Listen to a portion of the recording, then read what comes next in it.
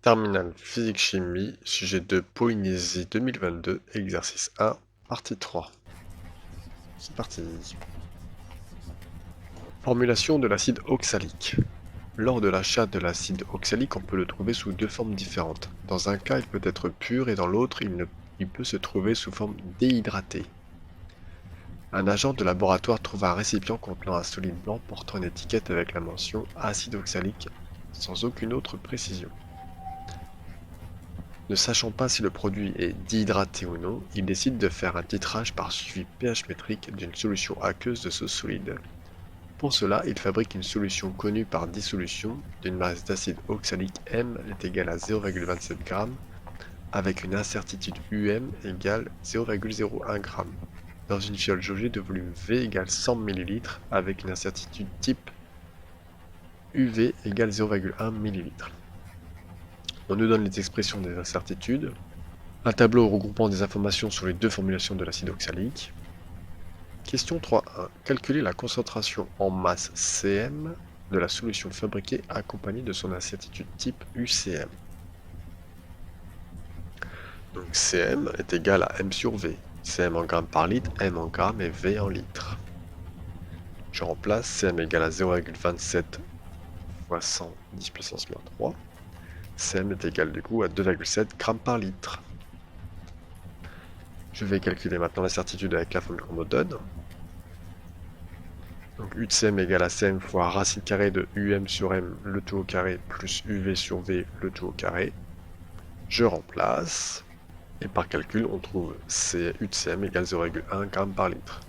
Ce qui veut dire que Cm sera égal à 2,7 plus ou moins 0,1 g par litre. L'équation support du titrage est C2H2O4 plus 2HO- donne C2O4 plus 2H2O. Justifie le coefficient 2 devant l'ion hydroxyde dans l'équation de réaction. Donc, si on observe la réaction chimique, on observe qu'il y a deux charges négatives en produit. Donc, pour la conservation des charges dans une réaction chimique, il faut donc mettre 2HO- pour qu'il y ait deux charges négatives de chaque côté de la flèche. 3.3. Donner une caractéristique indispensable de la transformation chimique afin que l'on puisse utiliser lors d'un dosage par titrage direct. Alors, moi je vous en donne 3. Il faut que la réaction soit rapide, totale et unique. Il ne faut pas qu'il y ait de réaction parasite. Il ne faut pas qu'elle mette 4 jours à se faire. Il faut qu'elle soit totale. C'est pour ça qu'on vous a mis une flèche. Question 3.4. Après avoir défini l'équivalence, donnez la relation entre les quantités de matière des espèces titrées N titrées et titrantes N titrantes à l'équivalence. À l'équivalence, les réactifs sont introduits dans les proportions stoichiométriques. C'est-à-dire que N titré divisé par 1 sera N titrante, non pas divisé par 1, mais divisé par 2. L'agent de laboratoire prélève un volume V égal à 20 ml de la solution fabriquée précédemment. Il la titre à l'aide d'une solution d'hydroxyde de sodium de concentration en quantité de matière H- égale 0,10 mol par litre. La courbe de dosage par titrage pH métrique est présentée figure 3. Ensuite, on nous donne aussi le tableau regroupant une liste d'indicateurs colorés ainsi que leur zone de virage.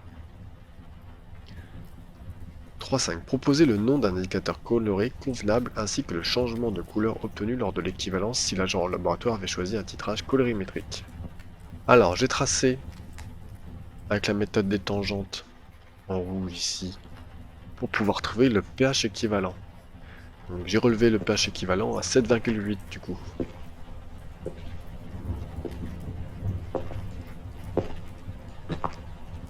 Donc le pH équivalent se trouve entre 7,2 et 8,8.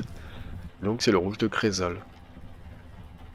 Comme notre pH initial d'après la courbe est autour de 2, donc on va passer d'une couleur acide à une couleur basique. Donc pour le rouge de Crézol, on va passer d'une couleur jaune à une couleur rouge. Donc pour la question suivante, on doit prendre des initiatives. Question 3.6. À l'aide de la figure 3, déterminer la concentration en quantité de matière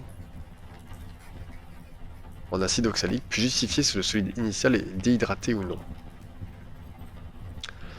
Donc, en réutilisant la relation à l'équivalence, quantité de matière titrée sur 1 est égal à la quantité de matière titrante sur 2. Donc le titré, c'était l'oxalique, donc concentration oxalique fois volume, sera égal au titrant, donc le titrant c'est H-.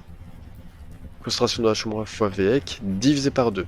Le volume équivalent, je l'ai trouvé en utilisant le pic, du coup la dérivée de pH par rapport au volume, et on a trouvé un volume équivalent de 8,6. Là ici, pour passer à cette étape-là, j'ai juste le fois V, je l'ai mis en divisé par V.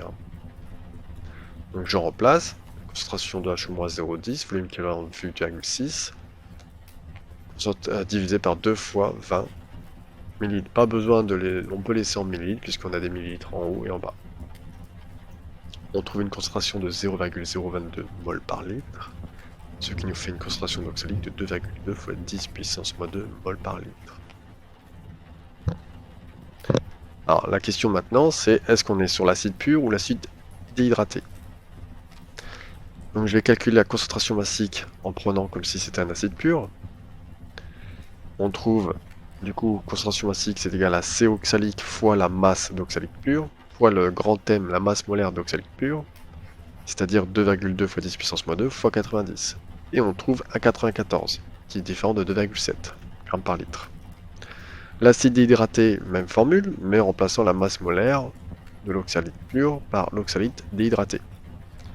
Donc 2,2 fois 10 puissance moins 2 fois 126, et on trouve 2,7 grammes par litre. Conclusion, eh bien, la poudre blanche qu'on possède, c'est un acide déhydraté d'oxalique. Abonnez-vous.